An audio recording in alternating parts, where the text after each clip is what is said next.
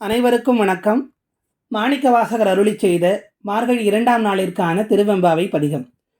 பாசம் பரஞ்சோதிக்கு என்பாய் ராப்பகல் நாம் பேசும்போதெப்போதார் அமளிக்கு நேசமும் வைத்தனையோ நேரிழையாய் நேரிழையீர் சீச்சி இவையும் சிலவோ விளையாடி ஏசும் இடமீதோ விண்ணோர்கள் ஏத்துதற்கு கூசும் மலர்பாதம் தந்தருள வந்தருளும் தேசன் சிவலோகன் தில்லை சிற்றம்பலத்துள் ஈசனார்க்கு அன்பர்யாம் ஆரேலோர் எம்பாவாய்.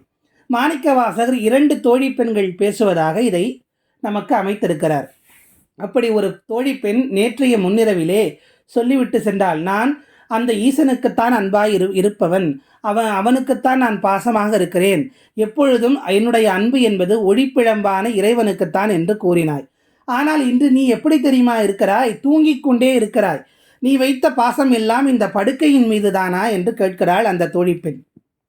இப்படி கேட்டவுடனே உறங்கிக் கொண்டிருந்த தோழி திடீரென்று விழித்து, சீச்சி, நீங்கள் பேசும் நகைமொழிகளில் இவையும் சிலவோ என்று கேட்கிறாள்.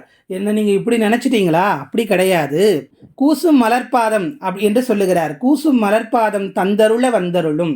தேவர்களுக்கு கூட அவன் காட்சி கொடுக்கவில்லை. திருமாலும் பிரம்மனுக்கு கூட அவன் காட்சி கொடுக்கவில்லை. அவனுடைய முடியையும் அடியையும் காண முடியவில்லை. அப்படிப்பட்ட தாமரை மலர் போன்ற திருவடியை அன்பருக்கு கொடுத்தருள எழுந்தருளக்கூடியவன் இறைவன். அவனுக்குத்தான் நான் அன்பு செலுத்துவேன் என்று இந்த உறங்கிக் கொண்டிருந்த தோழி சொல்லுகிறாள்.